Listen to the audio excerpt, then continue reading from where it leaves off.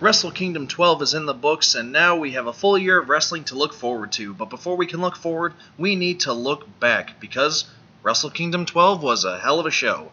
This is Respectful Wrestling Discourse. My name is Billy Collins, and today I'm riding solo. We just couldn't find a good time to all get together to record this as a group. And so yeah, I'm going to run the point today, and I'm going to take us all through Wrestle Kingdom 12 and New Japan New Year's Dash. Now, these are all my opinions and my analysis. This does not reflect the opinions of everyone else representing Respectful Wrestling Discourse. So anyway, Wrestle Kingdom 12, New Japan Pro Wrestling's biggest show of the year. It was a hell of a show, and so we might as well get started. There were 9 matches on the main card, and so to start off, we had the Iwgp Junior Heavyweight Tag Team Championships. We had Sho and Yo, Roppongi 3K, defending the belts against the Young Bucks, Matt and Nick Jackson. And this match was a strong example of New Japan playing the long game with their programs and developing new stars. And we're going to see this at least one more time throughout the show. So, the Young Bucks won. They are the new IWGP Junior Heavyweight Tag Team Champions. And so the whole thing is, Roppongi 3K, they were pushed to the moon. They came to New Japan, and they won the titles basically immediately. And then they won the Junior Tag Tournament as the champions. They were the first team to win the tournament as champions. So they were basically unbeatable. And so the Young Bucks beating them gives them an adversary. It gives them something to chase. And so when they do finally establish themselves as the top tag team in the Junior Tag division, it'll really mean something, because the Young Bucks have been one of the best tag teams in the world for a number of years now. And so they really needed to... There needed to be a chase. There's money in the chase. And so maybe it'll happen next year or the year after at the Tokyo Dome, but one of these days, Roppongi 3K is going to beat the Young Bucks and establish themselves as the team to beat in the Junior Tag division.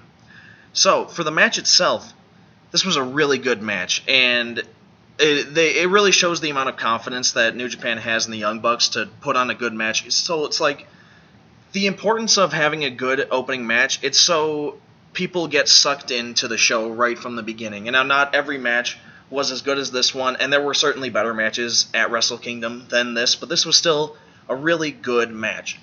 So I believe it was Sho and Matt Jackson who they had their backs worked over the entire match. There was at one point, Nick and Yo, they were just kicking the hell out of them right in the back, and they sold the hell out of it, and it was just great, and it was awesome. And there was another spot where they did an homage to the finish of the Junior Tag match last year between the Young Bucks and Roppongi Vice, which was Beretta and Rocky Romero, where one of the Young Bucks has one of the other guys pinned down on the mat, where the other Young Buck is up on the top rope. They're going to do a move, but the guy on the mat rolls up, whichever of the Jackson brothers it was, while the other guy pulls down on the other Young Buck on the top rope so he can't jump down and break up the pin, and that ends the match. They did an homage to that. Of course, they kicked out. It was not the end of the match. And that was a lot of fun. That was really awesome. There was another spot where one of Roppongi 3K were draped over the middle rope, and they were in a DDT position where either Matt or Nick then did a springboard from the top rope, and they did a senton onto it was either Sho or Yo, and his back bent back so far I thought he had died. Fortunately, he did not. But yeah, that was it. Basically, yeah, it was a really great match. The Young Bucks won 7-time IWGP Junior Tag Team Champions. A lot of fun. A lot of really fun opener.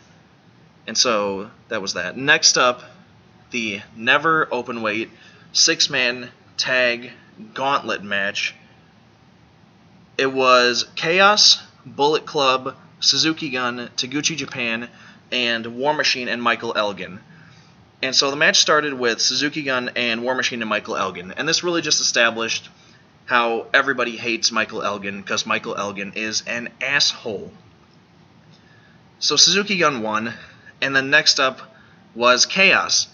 And long story short, they did some stuff, and Toru Yano rolled up one of the Suzuki Goons, and so Chaos moves on. In came Taguchi Japan, and they made it their mission to brutalize poor Toru Yano.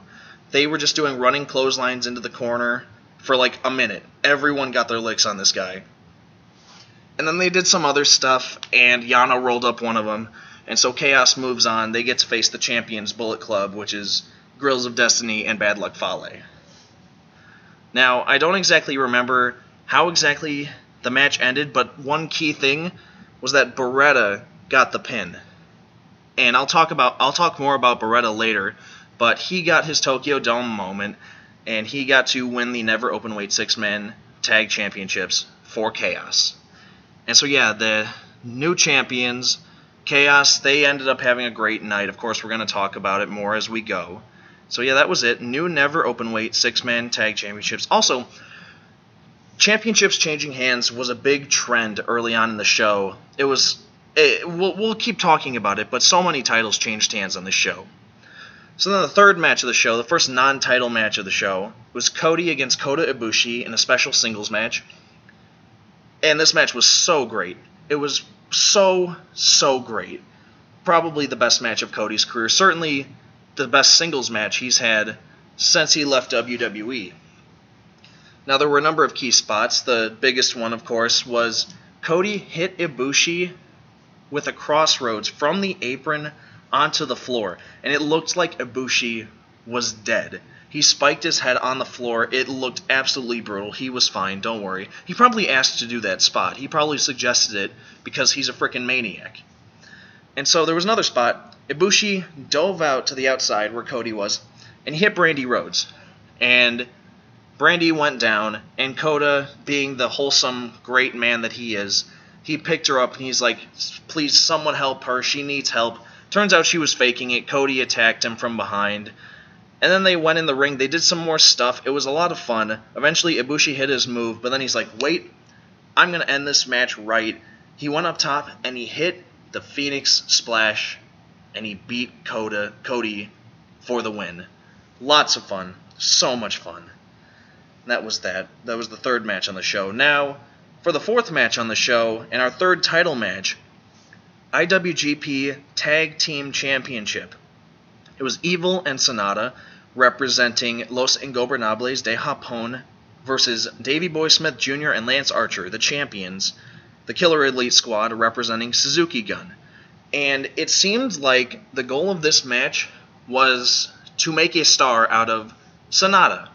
And so I think they did a really good job with this, because part of it was Davey Boy Smith and Lance Archer, they came off as the biggest, meanest assholes possible.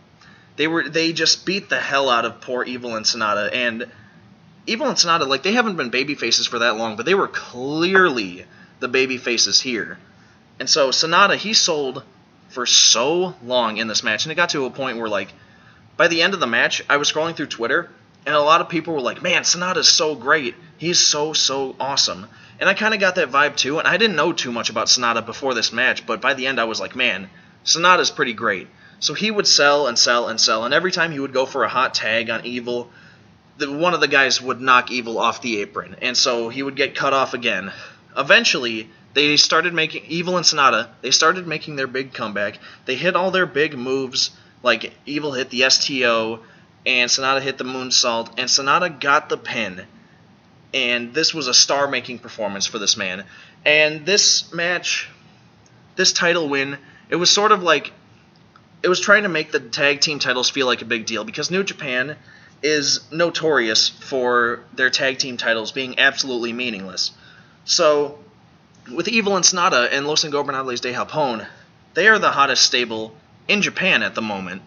They sell the most merch, they are the top draw, and so putting the titles on guys that people care about is a big deal. It's like with the six-man tag titles, the Never Openweight titles, nobody cares about those titles, but now they put them on Toru Yano, Tomohiro Ishii, and Beretta, and like those are relatively big stars, and it makes the titles mean a little bit, and that's what happened here with the tag team titles too.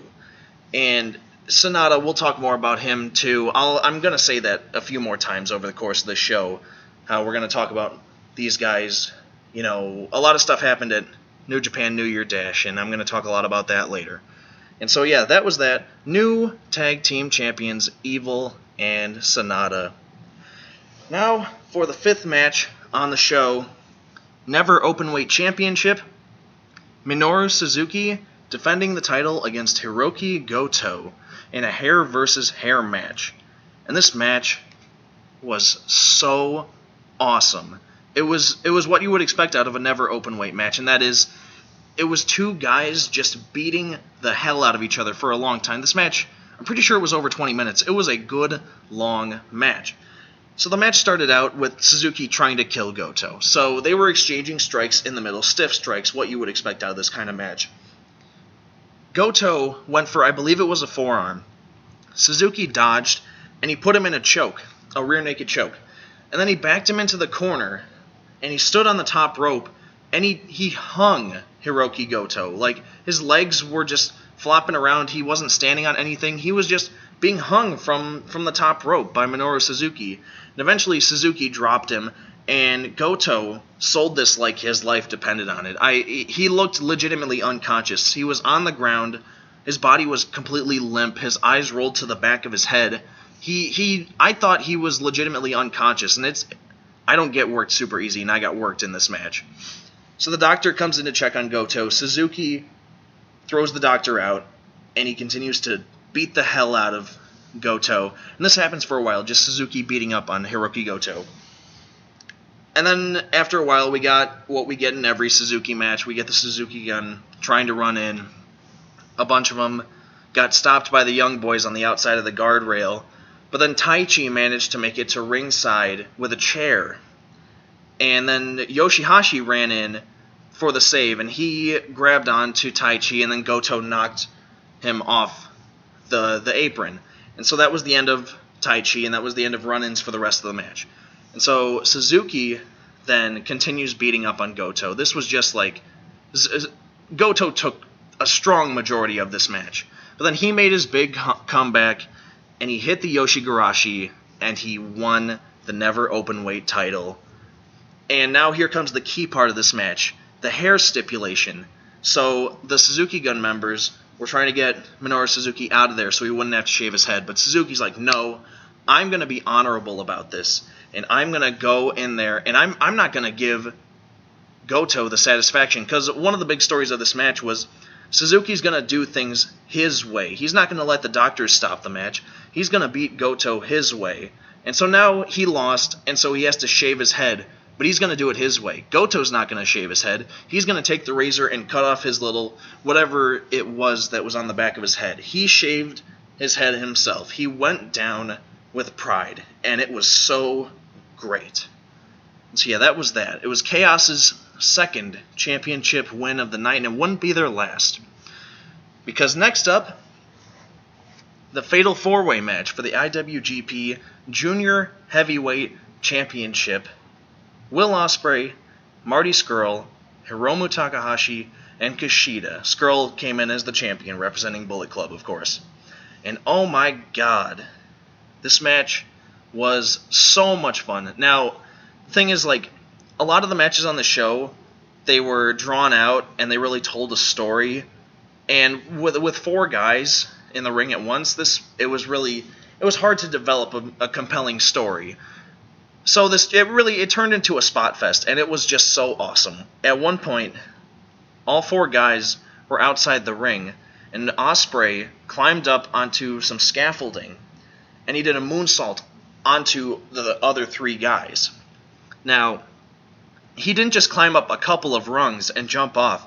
He was very, very high up, and he almost stuck the landing, too.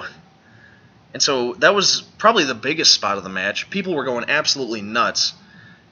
And Scurll, he played his game. He played conservative. He broke people's fingers. At one point, him and Hiromu were outside the ring doing whatever.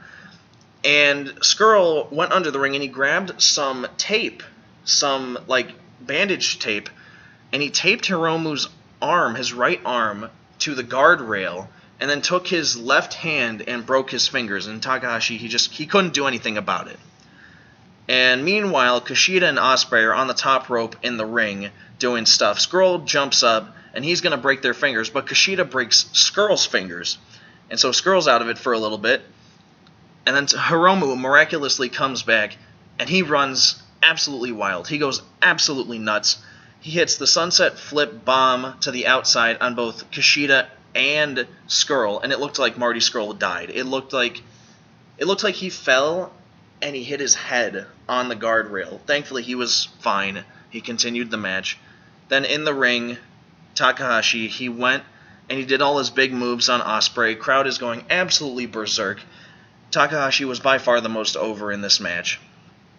And so he hits the time bomb on Ospreay, and it goes 1, 2, but then Skrull pulls the ref out of the ring. I think everybody, myself included, thought this was it. Takahashi was winning the junior title, and that was going to be that. But it was not. And so Takahashi and Skrull went at it. Skrull took care of him. And then we got Will Ospreay and Marty Skrull, the bitter rivals, in the ring. And after a while, Will Ospreay, he hits the Os Cutter, and he beats Marty Skrull. He pins him and wins the IWGP Junior Heavyweight title. Hell of a match. Another win for Chaos, their third championship win of the night. It was so great. Congrats to Will Ospreay. He was probably like my third or fourth pick to win this match. I felt like it would make a lot of sense if Skrull held on to it, play the long game and do Skrull Ospreay 1-on-1 next year, or give the belt to Hiromu and then continue the story with Kushida for another year. I don't know. But Will Ospreay's the champion, and we're going to go forward with that because Ospreay's great. That's fine. And so now we get to the top of the card, the 7th match on the show. Hiroshi Tanahashi defending the Intercontinental Championship against Switchblade Jay White. And this match was weird. So before the show, Tanahashi said, with the positioning of my match, right before Omega Jericho, the one that everyone's looking forward to, he wanted to put on a hell of a show. He wanted to steal the show because with the position that they were put in, this match may be seen as kind of a piss break match before the two most anticipated matches by far on the card. And so he wanted to set out to steal the show, but that didn't end up happening. Now, this match was good. I thought Switchblade was fine, but maybe it's because Tanahashi's hurt, but he felt kind of sluggish and slow, and it was weird. The pacing was weird, and the crowd really didn't care, which is unheard of for a Tanahashi match. But yeah, it seemed apparent that Jay White was just not ready for this position. Facing Tanahashi at the Tokyo Dome is a tall task, and he was put in this position when he probably wasn't ready. And it's not like Jay White isn't good. It was not his fault that this match wasn't as good as it probably could have or should have been. But people just didn't care. And Tanahashi, he was slow, he was sluggish, and it occurred to me, I kind of expected Jay White to win because this could be a star-making performance for him. And then, So Tanahashi's hurt, right? So Jay White can win the title, and Tanahashi goes away for a little while, and then we get this year-long rivalry between the two, and we get another match at the Tokyo Dome next year. That didn't happen. Tanahashi won the match. He's still the Intercontinental Champion. And so, I thought Jay White would win, but with the crowd reaction and all that, it occurred to me, God, Jay White, Intercontinental Champion, just does not sound right. And I was scrolling through Twitter because I was kind of bored with the match, and a lot of people were like, man, Jay, this isn't getting the reaction it should be getting. It was pretty good, and I think Jay White will be a huge star someday, and I'll talk a lot more about him later, but this was just not his night. It wasn't either of these guys' night, and so yeah, Tanahashi, still Intercontinental Champion, a good match. He hit him with the high fly flow to win, and that was that.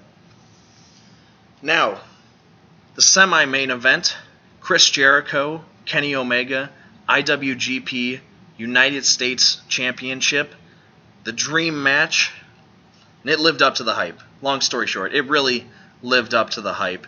So, the match started off exactly how it should have. It was a fight. They didn't grapple at all. They just beat the hell out of each other. Lots of hard hits. They did a lot of stuff with chairs because it was a no disqualification match. They did a lot of stuff outside the ring early on, like Omega set up a table on top of Jericho while he was laying down, and then he climbed up onto some scaffolding, a la Will Ospreay, and then did the double foot stop onto the table. He didn't break the table, thank God, because Jericho might have died. But yeah, they did. It was a very violent match. Jericho was so great as a ruthless asshole heel character, and Kenny Omega. So Kenny Omega, he's been a heel for so long, and he's really great as a heel. But he played the babyface in this one, and he was so great as the babyface. He was just so easy to root for. At one point, he got busted open really hard. I don't know if he bladed or if it was hard way, because he's bladed in the past, and it was super obvious, and I think they may have manipulated the camera angles just to make sure it wasn't super obvious that he bladed. But he was bleeding profusely. And this was a very violent match. Jericho got the Walls of Jericho / Lion Tamer on. It was probably 100 times. It was on so much. And at one point, he put the referee Red Shoes' son, who's a young lion, in the Lion Tamer. And he was like, hey, look at your son. Look at your son. And he was so great playing the adversary jerk. And at one point, he had Omega in the walls, and Omega, he crawled to the corner, and then the rope break wasn't going to break the submission, so he grabbed some spray from under the ring, and he sprayed Jericho in the face with it. I don't know if it was hairspray or cologne or whatever, but then he sprayed his underarms with it, his armpits, and then he sprayed it down his pants, and that got a huge pop because Kenny Omega's incredible. He was so funny. And then more violence. Omega hit Jericho with 100 V-trigger knees, and it looked like he took it hard every single time. After one of them, Jericho's mouth was bleeding very, very bad. And it was like, man, I feel like there's an easier way to take that move without sacrificing the look of the move. And so then we got down to the end of the match. Omega hit Jericho with the one-winged angel, but Jericho reached out and grabbed the rope. Now, the only other time that the one-winged angel, the most protected move in wrestling today, did not put someone away on the first try was the Okada match at Dominion last year. He hit him with the one-winged angel, and Okada miraculously got his leg on the rope. That was the time limit draw match. But yeah, Jericho did not get put away with the one-winged angel. And so I mentioned there was a lot of stuff with chairs. These guys took a lot of chair shots, including an unprotected chair shot to the head, which, it's 2018. Don't do that. Just don't do that anymore. It's not necessary. It's not worth it. And so there was a chair in the ring. Omega slid the chair into the middle of the ring, and he hit the one-winged angel onto the chair. And Jericho sold this so great. He looked legitimately terrified when he was up on Kenny's shoulders, and he was grimacing in pain for obvious reasons when Omega went for the pin. And so Omega won the match. He's still the junior heavyweight champion. And I would have to go back and watch Jericho against Shawn Michaels from WrestleMania 19, because a lot of people say that is Jericho's best match of his career. But this was the best match Jericho's had, from my memory, in a long, long time. And it was so great. He was allowed to do what he wanted. He could mold his character into whatever he wanted, which was a ruthless asshole. And he played it so perfectly. Chris Jericho, this match was proving who's the best in the world. But Jericho is he may not have it as much as he did back in the late 90s, early 2000s as far as in the ring goes. But his character work is as good as it's ever been, and for that reason, he is still absolutely one of the best in the world, and one of the best of all time. Kudos to him. This match was unbelievably brilliant. Kenny Omega is so great. Chris Jericho, unbelievable. 47 years old, that man is. 47, and he still does matches like this. So that was that. And now, for the main event, the IWGP Heavyweight Championship, Kazuchika Okada defending the belt against Tetsuya Naito. And so, long story short, Okada won the match. And this was a problem for a lot of people. I'm going to try and break it down for both sides of the argument. So, a lot of people thought Naito deserved to win it. I was scrolling through Twitter during Naito's entrance. He was wearing the slick white suit, and he had a cape on. He looked like a rock star. And the crowd was going absolutely nuts when he was coming out. And everyone was on Twitter was like, oh my god, New Japan, do the right thing. Oh my god, if Okada wins. Oh my god, Naito is such a rock star. He's so awesome. And so, then Okada won, and everyone was shocked. Because it's like, this was just Naito's time. He's been building this story for 4 years. He was the Stardust Genius that won G1 in 2013, and then he failed in his quest to win the title at Wrestle Kingdom 8 against Okada. And so then he went away, joined Los Ingobernables in CMLL, then formed Los Ingobernables de Japón in New Japan. And so then it was this long quest. He actually won the heavyweight title a couple of years ago, but then he lost it back a couple months later. But his whole thing was he needed to main event the Tokyo Dome and win. And he got his main event. He won G1, but he didn't win. Now the whole thing is that he needs to redeem himself. You know, New Japan, as I mentioned earlier, they always play the long game. And this is just another example of this. Here's the thing with this. Naito lost, but he will have his moment. And by his moment, I mean it's beating Okada in the main event of the Tokyo Dome. It's not just beating Okada, and it's not just winning in the main event. It's not like if he faces Kenny Omega in the main event next year, and he beats Kenny Omega, that's his moment. No, it has to be Okada. So, on Naito's Redemption Tour, the whole thing was slaying his demons. And the big demon that he slayed last year was Tanahashi, because Tanahashi took the main event from him at Wrestle Kingdom 8 when Tanahashi faced Shinsuke Nakamura, for the Intercontinental title.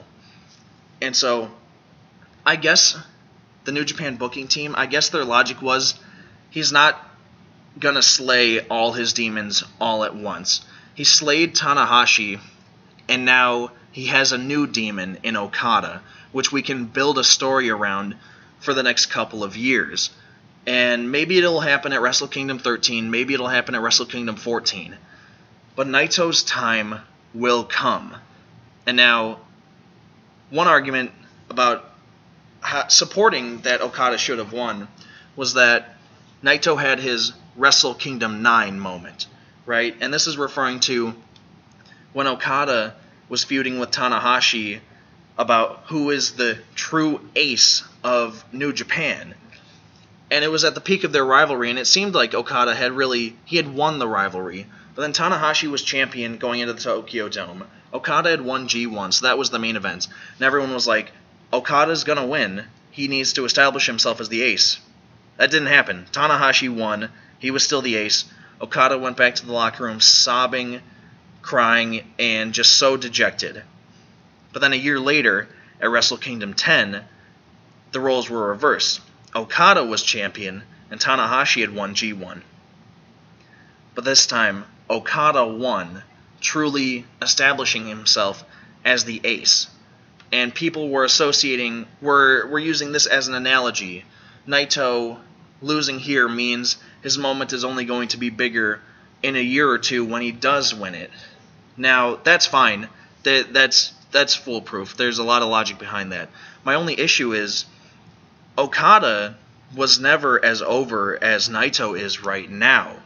The whole thing is Naito is New Japan's top draw. Now, there were a lot of aspects. So this Tokyo Dome show, they sold 40,000 tickets, right? It was not all one guy, but I really think the thing that filled more seats than any was the whole idea of Tetsuya Naito, the most popular superstar in New Japan, the one that fills up the most arenas, the one that rolls out the most merch, the just guy that is, he's the man. The whole idea of him winning the championship is what sold the most tickets. People wanted to see Naito have his moment, and they're putting it off for another year, which is really, it's upsetting, but when it does happen, which it is going to happen, do not worry, it's going to be a wonderful moment. So, now I gotta break down the match itself, because this was such a great match, legit, a 5-star match. It's gonna be hard to top the quality of this match in 2018. It was so great. It went about 34 minutes, and it was kind of slow at first, but that was because it was building the story. And the story was, can Naito handle himself in the main event? Because the main event, Okada, this was his 4th main event of the Tokyo Dome in a row, not Wrestle Kingdoms 9, 10, 11, and 12. Okada's been there before. He can handle himself on the big stage, but can Naito do the same? So the match starts off with Naito dictating the pace. He's going to play his game. He is going to make Okada uncomfortable, get him out of his element, and strike when the time is right. The problem is Okada didn't get out of his element. Okada stayed cool, calm, and collected. He played his game, and that's what ended up giving him the win, because Naito didn't stick to his game plan. He had the match in control at one point, and he went for the Stardust Press, but Okada got out of the way. Naito wanted to prove that the Stardust Genius that won G1 in 2013 and faced Okada for the title at Wrestle Kingdom 8 was good enough to main event the Tokyo Dome and win.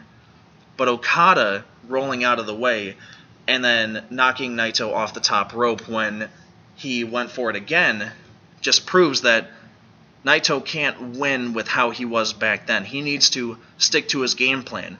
But now he's out of his element, and Okada can take control. But as time went on, Naito, he hit the Destino, which I don't think anyone thought that was going to end the match. One Destino does not end big matches. And Okada hit the Rainmaker. Again, no one thought this was going to end the match. But then, as they kept going, they kept building it up. Naito hit a second Destino, and the crowd was red hot at this point. And Okada kicked out. And I'm absolutely going to make this claim. This was absolutely one of the greatest near falls in the history of professional wrestling. He hit the second Destino, which 2 Destinos usually does the job. And the crowd was absolutely nuts. This was when the match peaked, I believe. But Okada kicked out, and everyone went absolutely nuts. Everyone was ready for Naito. This was it. This was the moment. But it didn't happen. And so, the match kept going. Okada hit at least another Rainmaker. Then Naito eventually got another Destino, the 3rd Destino of the match. But then he decides, I'm going to beat Okada at his own game. And by what I mean by this is he controlled the wrist. When he hit the Destino, he didn't let go of Okada's wrist. It's reminiscent of when Okada at Wrestle Kingdom 10 hit Tanahashi with a Rainmaker, but he didn't let go of his wrist. He hit him with another Rainmaker, didn't let go of the wrist, hit him with another Rainmaker to finally put away Tanahashi and establish himself as the ace. Naito was going to play this game. He was going to win the way Okada won and establish himself the way Okada established him. So Naito goes for a 4th Destino, but Okada counters it into a Tombstone Piledriver. Okada picks him up, hits him with another Rainmaker. 1, 2, 3. Kazuchika Okada is still the IWGP Heavyweight Champion. I don't know how long he's going to hold the belt. He's held the belt for well over 500 days, and it seems kind of sensical that he would hold the belt for the full year and face Naito again. Or what they can do is they can put the belt on Naito and have the roles reversed, but I think it would probably be better the way they did it this year with Okada as champion, because there's more money in the chase. But then also, how does Kenny Omega fit into this? Because with his matches with Okada last year, he proved that he deserves to be a top guy in New Japan. And so he should factor into the main event in some form or another. But the big story right now is Naito versus Okada. So maybe they can do Omega Okada next year and then Naito Okada the year after, and that'll be Naito's crowning moment as the guy. But it's a tough situation when you play the long game like this, when you could have put the title on Naito now and worry about the rest of it later, but they like to plan out everything intricately ahead of time, and I can't falter them for that. So that was that. Wrestle Kingdom 12. Really, really great show. I'd recommend it 100 times over. There were no bad matches, and there were some unbelievably excellent matches. And so then the next day, New Japan New Year's Dash. Basically, this is the start of the new year of New Japan Pro Wrestling, where we build up our stories for the next show, which is the new beginning in Sapporo and the new beginning in Osaka, which is the weekend of Royal Rumble, and then February 10th is the Osaka show. And so, there's a few things I want to talk about with this, just a handful of things. First off, Katsuya Kitamura, they announced he is going to be doing a 7-match proving series.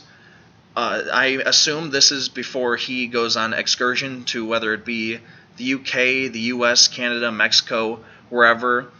But this man, Katsuya Kitamura, he is the future of Japanese wrestling. First off, he has an amazing look. He's a bodybuilder, right? But he's also a very good wrestler. He has an amateur wrestling background, and so he can hold his own in the ring while feeling and looking very legitimate. And so now he's doing this proving series, which the first match was against Jay White. I'm assuming he's going to lose most, if not all, of the matches. He might not lose all of them, because the second match is against Michael Elgin, and they may just have him win because everybody hates Michael Elgin. So yeah. But this first match in the proving series was against Jay White, and it was good. Kitamura looked good. It did its job. Jay White needed a win, and he got it. It was fine, fun little match, and yeah, that was that.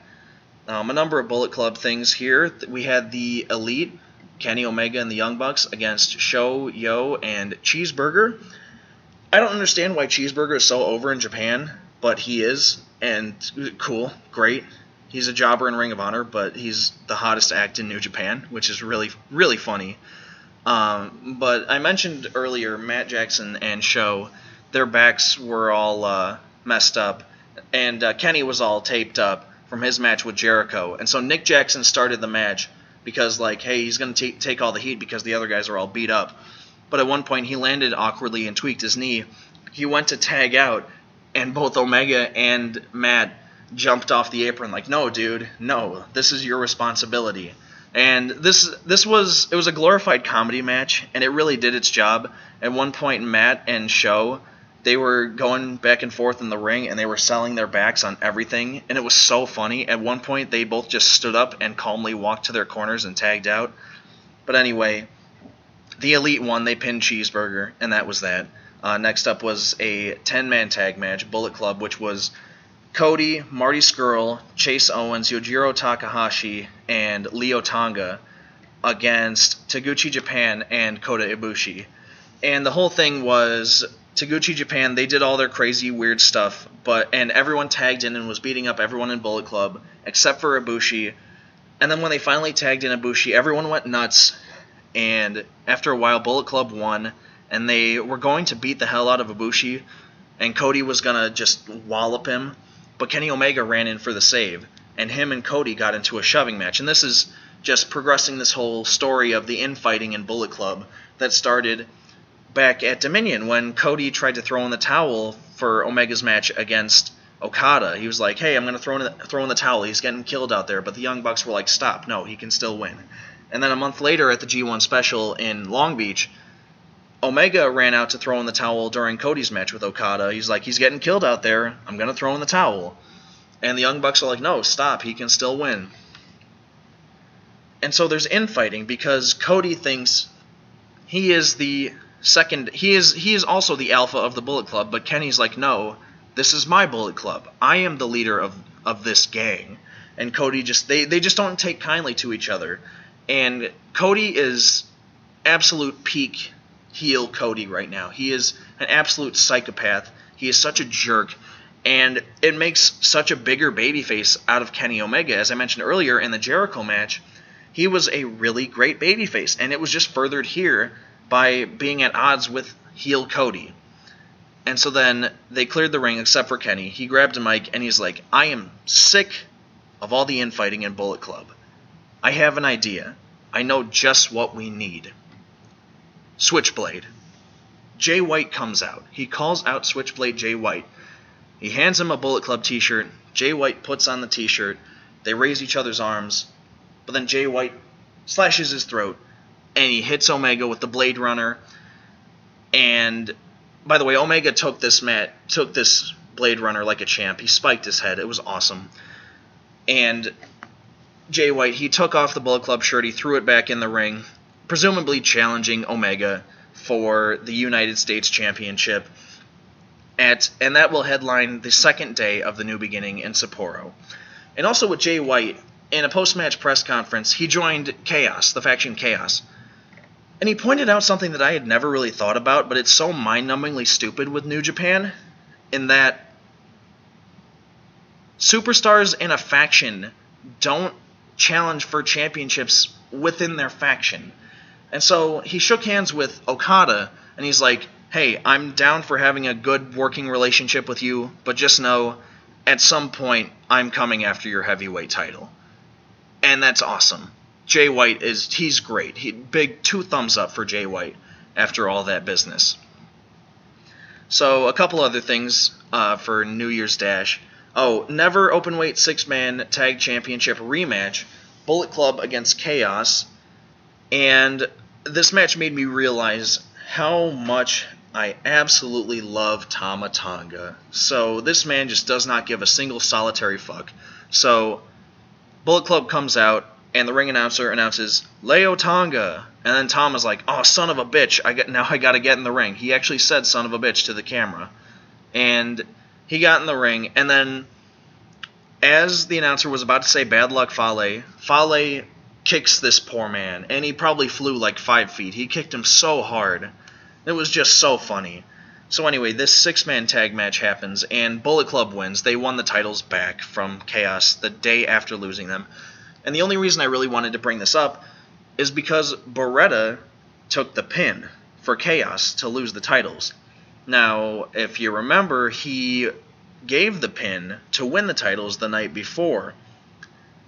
Beretta's whole thing is that last year, he broke up with Rocky Romero, Roppongi Vice, to pursue a singles career in the heavyweight division. And he had that great match with Kenny Omega, and his singles career looked like it was getting off to a great start. But then he went into this tag team program, and it was just odd. But now it seems clear the whole reason for getting him in that program was so he can have his moment at the Tokyo Dome on the biggest show of the year. He can have his moment on the biggest show of the year and then lose the next day and pursue his singles career. So he can just move on the next day. It allows him to move on, especially him getting pinned. It allows him to move on because he doesn't really have unfinished business with this 6-man tag team business, right? And so with this, I'm kind of expecting Beretta to get a relatively big singles push now. With the New Japan Cup coming up in a couple of months, I expect him to have a good showing there. Maybe he'll make the finals, I don't know. But maybe he can even win, but I don't expect him to challenge Okada for the heavyweight title or anything. But I think he's about to have a hell of a 2018. So yeah, good luck, Beretta. And so yeah, that was that. A couple other things happened on the show. So there was another tag match. It was Suzuki Gun against, it was Hiroshi Tanahashi, Michael Elgin, and War Machine. And this more or less confirmed that War Machine is on their way out. They're going to WWE, and everyone still hates Michael Elgin. But the whole gist of this was that Minoru Suzuki wants to challenge Hiroshi Tanahashi for the Intercontinental title. And I didn't really think about this too much before, but I think Suzuki would be great to take the title off of Tanahashi, and because, as mentioned before, Tanahashi is hurt. He's injured, right? And so having a match where Suzuki just brutalizes Tanahashi and just wears him down, and then the Suzuki goons also beat him up after the match, I think it would just be great if that happened, so Tanahashi can take some time off, and then he can come back in a few months or whatever, and then we can have a longer rivalry between these two men, because I think there's a lot of great matches to be had between these two guys. So that was that. Minoru Suzuki, he's so great. He deserves all the success in the world. And then one final thing, I guess two final things. Los Ingobernables de Japón, Naito, Bushi, Sanada, Evil, and Hiromu Takahashi against Chaos. And the whole thing was, this was setting up a few matches to happen at the New Beginning. So it looks like, so after the match, it was someone in LIJ is going to attack someone in Chaos, and that's going to spark a match coming up. So Hiromu Takahashi, he attacked Will Ospreay, Evil attacked Hiroki Goto, and Sanada, not Naito, attacked Okada. And so it looks like for the Never title, we're getting Evil versus Goto.